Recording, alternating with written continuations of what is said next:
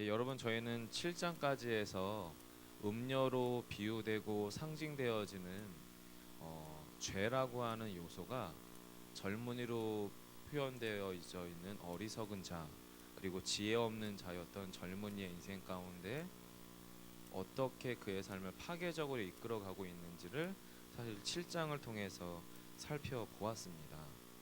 그리고 나서 오늘 본문은 그런 음료로 비견되는 죄가 신자와 또 비신자의 인생 가운데 얼마나 파괴적인 삶을 또 결국에는 사망으로 이끌어가는지를 이야기했다면, 반대로 이제는 여호와를 경외하는 것이 지혜와 지식의 근본이라 말씀하시는 지혜자께서 지혜 자체가 우리의 삶에 어떻게 생명으로 이끌어가는지를 이제 더 반대로 대조적으로 설명하고 있는 것이 오늘 본문 8장인 것 같아요. 해서 8장은 이렇게 시작이 되지요. 지혜가 부르지 아니하느냐, 명철이 소리를 높이지 아니하느냐. 7장에서는 음녀로 비견되어지는 어느 한 여인이 매우 고급스럽고 또는 기생이 입을 만한 옷이라고 하는 표현되어지는 화려하고도 매력적인 모습으로 길 모퉁이에서 흑암 중에 은밀한 중에 여인으로 비견되는 죄가 젊은이 가운데로 다가왔다면, 반대로 지혜는 지금 아주 선명하고 강력하게 당신의 존재됨을 드러내고 있습니다. 그게 1절이잖아요. 부르지 아니하느냐, 명철이 소리를 높이지 아니하느냐. 그리고 음녀가 활동하던 지역과 동일해 보이는 지역에서 지혜 역시도 그의 지혜됨을 드러내는데, 그것이 2절과 3절입니다. 같이 2, 3절 읽어주세요. 함께합니다. 그가 길가의 높은 곳과 내 거리에 서며 성문 곁과 문 어기와 여러 출입하는 문에서 불러 이르되. 네. 음녀로 비견되었던 죄 역시도 사람들이 많이 출입하던 모퉁이나 길가나 광장 같은 곳에서 은밀히 기다리고 두루 삼킬 자와 같이 사람들을 정말로 파괴시키기 위해서 그곳 가운데 위치했었다면, 지혜 역시도 사람들이 제법 많이 다녀봤을 법한 그곳 어딘가에서 지금 자신의 지혜됨을 드러내고 있는 것이 2절과 3절인 것 같아요. 그러면서 4절부터는 불특정 다수, 신앙과 지혜의 자리 가운데 초청함을 받은 사람과 또 그렇지 않은 모든 일반의 사람들을 향해서, 사람들아 내가 너희를 부르며 내가 인자들에게 소리를 높인다. 그리고 나서는 지혜가 강력하게 명령합니다. 5절이죠. 어리석은 자들아 너희는 명철해라. 그리고 미련한 자들아 너희는 마음이 밝을지니라. 앞에서의 명철과 뒤에서 밝을지니라 라고 하는 것은 어휘상으로는 차이가 조금 있지만 결과적으로는 지혜로워라 그리고 분별이 있어라, 그런 의미로 받아들이시면 될 것 같고요. 제가 지금 1절로부터 5절까지를 좀 전체적으로 설명을 쭉 드렸던 이유는 뭐냐면, 8장과 7장을 비교하셔서 죄가 상징적으로 드러나는 음녀라고 하는 것이 우리 안에 어떻게 우리의 삶을 파괴적으로 한다면, 지혜라고 하는 것이 이제 그 상황들을 가만히 묵인하지 않고 지금 매우 강력하고도 또 주도적으로 또 매우 노골적으로 자신의 지혜됨을, 또 지혜가 우리 가운데 어떻게 활동할 것인지에 대해서 선전포고하는 느낌이 사실 1절로부터 5절인 것 같습니다. 그리고 나서 지금 6절로부터 지혜가 저와 여러분에게 또 이 글을 읽어보는 누군가에게 하고자 하는 이야기를 하는 것이 6절부터 시작이 되지요. 6절 함께 하겠습니다. 너희는 들을지어다 내가 가장 선한 것을 말하리라 내 입술을 열어 정직을 내리라. 네. 지혜가 우리에게 들려주고 싶은 이야기를 이제 6절로부터 11절 가운데에서 쭉 하게 됩니다. 무엇을 말하고 싶은 거냐면 가장 선한 것을 말하고 싶어 합니다. 정직을 말하고 싶어 하고요. 7절에 진리를 말하고 싶어 합니다. 그리고 지혜는 악을 미워함에 대하여 말하고 싶어 하고요. 그리고 지혜의 입으로부터 나오는 그 모든 것들은 의로워서 그 가운데는 순결한 재물처럼 굽은 것이 없고 패악한 것이 없다라고 말합니다. 그리고 이 지혜가 말하고자 하는 바는, 지혜가 드러내고자 하는 바들은 무엇이냐면 총명 있는 자, 지식을 얻은 자 안에는 이미 있는 것이라고 말하는 것이 9절이지요. 그리고 또한 이 지혜는 값을 매길 수 없어 보입니다. 앞에서 가장 선한 것이라고 표현되어 있는 것의 영어식 표현이 가장 가치 있는 것이라고 하는 의미이거든요. 그리고 지금 10절로부터 너희가 은을 받지 말고 나의 훈계 즉 지혜를 받아라. 그리고 정금보다는 지식을 얻어라. 지혜 없는 자, 어리석은 자는 말씀을, 지혜를 눈에 보이는 어떠한 가치인 정금이나 또는 은과 비교하면서 정말로 가치가 최상의 가치가 있어서 눈에 보이는 그 어떤 것과 비교할 수 없는 비교 가치가 아닌 절대 가치의 지혜를 어리석은 자, 미련한 자들은 자꾸만 이 절대 가치의 지혜와 지식을 눈에 보이는 상대 가치인 정금이나 은과 비교하면서 그것들을 내 안에 받아들일지 안 받아들일지를 판단하는데, 지금 지혜 스스로가 뭐라고 이야기하냐면 실제로 지혜 있는 자들은, 실제로 분별력 있는 자들은 그 지혜가 이미 자기 안에 밝히 아는 바고 있는 바여서 그런 어리석음을 어떻게 해요? 범하지 않는다는 겁니다. 그리고 11절에서 이렇게 얘기하죠. 대저 지혜는 진주보다 나음으로 원하는 모든 것을 이에 비교할 수 없음이라. 여러분 이 11절을 보면 2000년 전 이 땅 가운데 오신 그 누군가, 그분에 대한 생각을 떠올리지 않으십니까 혹시? 예수님께서 천국에 관한 비유를 하실 때에 밭에서 진주를 발견한 비유가 있었습니다. 그리고 그 너무나 값진 진주를 사기 위하여 자기의 모든 값을 지불하여 그 밭 자체를 산 것에 대해서 예수님께서 비유하셨어요. 천국에 관한 비유. 저는 이 본문 11절을 보면서 그 생각이 조금 떠올랐습니다. 여러분과 저에게 지금 성경이 새벽마다 잠언을 통해서 끊임없이 가르치고 있는 바는 뭐냐면 지혜와 지식은 절대적인 가치라는 거지요. 그리고 이 절대적인 가치는 우리를 생명으로 인도해내기에 충분하다고 말하고 있습니다. 그것이 신약 시대로 그대로 옮겨오시면 예수 그리스도의 복음입니다. 그리고 예수 그리스도를 믿는 믿음으로 우리가 가게 될 천국 내지는 하나님의 나라, 그 하나님의 약속 가운데 거하는 신자의 삶 자체가 바로 지혜입니다. 우리의 삶에는, 우리의 영혼 가운데에는 죄에 끌릴 만한 요소가 우리의 마음 가운데 있기 때문에 우리 안에서 역사하는 죄로 인해서 우리는 음녀의 삶으로 미끄러져 들어갈 수 있습니다. 죄인의 삶으로 우리가 때로는 갈 수 있습니다. 하지만 그것은 구원받은 신자는 이미 우리 안에서 하나님의 구원이, 하나님의 열심이, 당신의 신자들을 천국으로 하나님의 나라로 이끌어 가실 당신의 열심이 우리 안에 이미 시작되었기 때문에 우리 안에서 때로는 우리가 죄에 넘어지고 죄의 유혹 가운데 빠져서 음녀의 길 가운데 서 있는 것 자체는 그럴 수는 있지만 그것은 불법적인 상태입니다. 무슨 말씀이냐면 이미 구원을 얻은 신자는 우리의 시민권이 하늘에 속해 있어요. 하나님의 나라의 백성입니다. 하늘의 자녀입니다.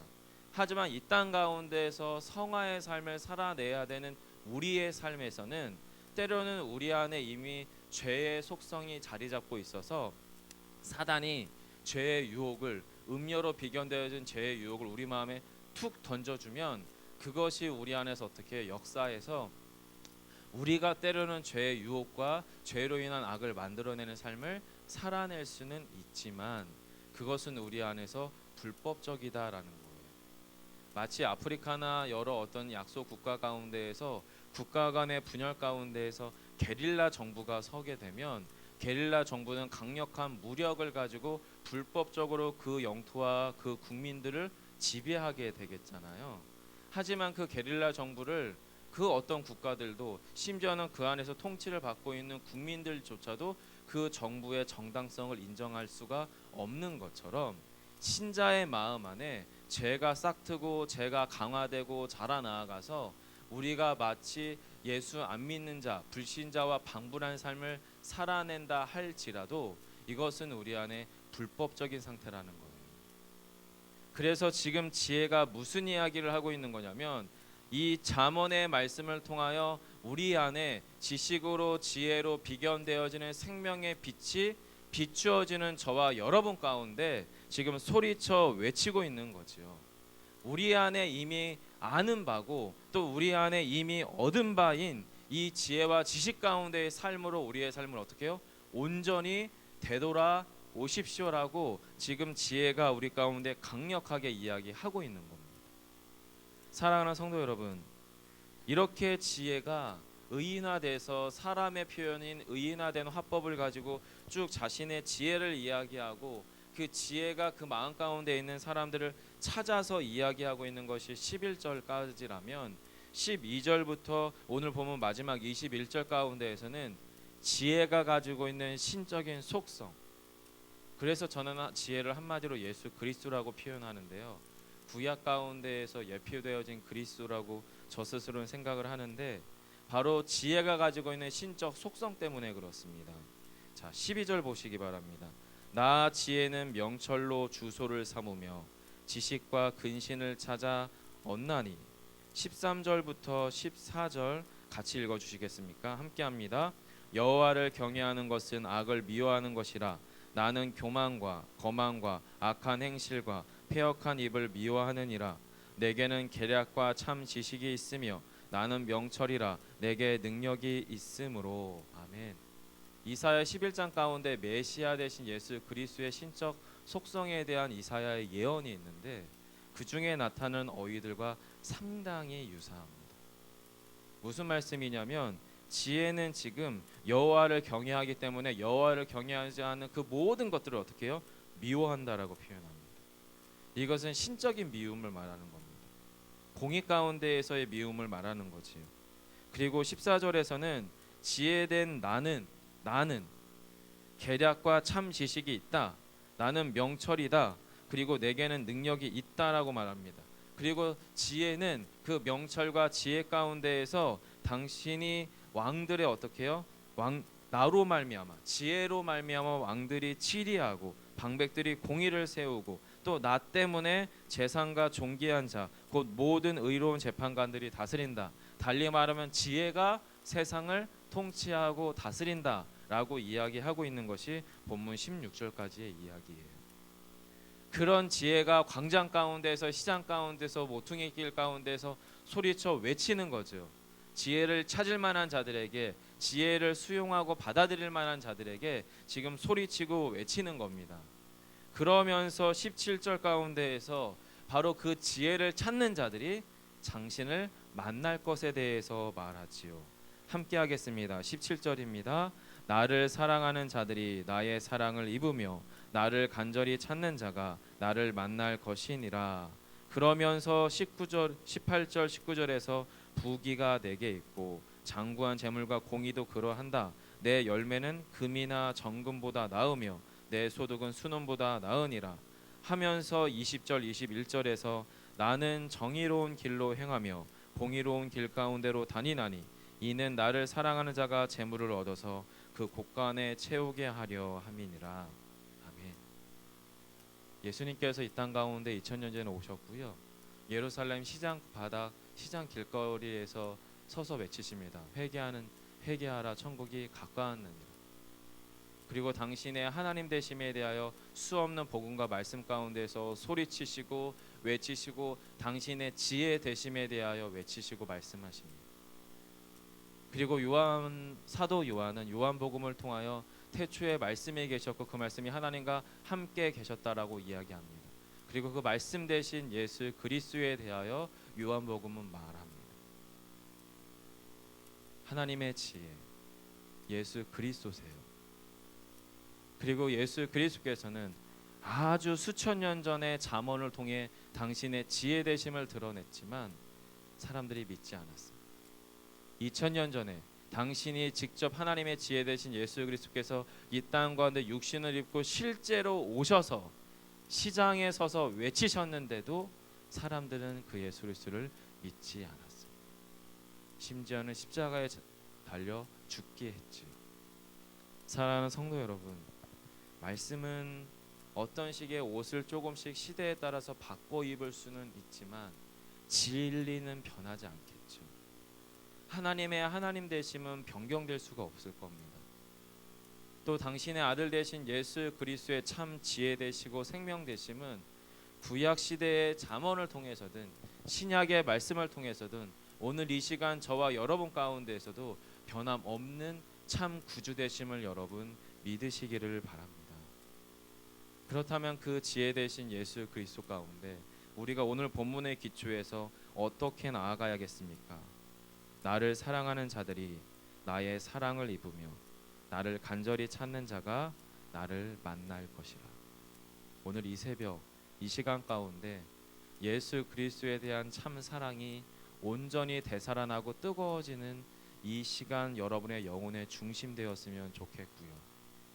혹여 이번 한 주간 가운데에서 불신자와 방불할 만큼 우리의 삶이 죄 가운데 미끄러져 있었던 삶, 어리석은 자의 삶, 지혜 없는 자의 삶, 젊은이의 삶, 그리고 지혜자 되신 아버지가 아들에게 권면하는 삶의 권면처럼 죄 가운데에서 빠져 있었던 우리의 삶이었다면 여러분 그것들을 돌이키셔서 참 지혜 되신 예수 그리스도 가운데로 순전하게 나아가는 저와 여러분 되기를 소망합니다. 기도하겠습니다. 살아계신 아버지 하나님, 잠언 말씀을 통해서 또 복음서를 통해서 또 수많은 예수 그리스도의 예언의 말씀을 통하여 당신이 어떠한 분이신지를 우리 안에 수없이 말씀하셨고 우리로 하여금 읽게 하셨고 보게 하십니다. 하지만 우리의 마음 깊숙한 영혼 가운데 마음에 굳어짐이 있고 귀가 열리지 아니하고 가슴이 뜨거워지지 아니하고 생명의 진리가 여기에 있으나 우리가 주님을 순전히 찾지 못하는 어리석은 자와 같을 때가 있음을 고백드립니다.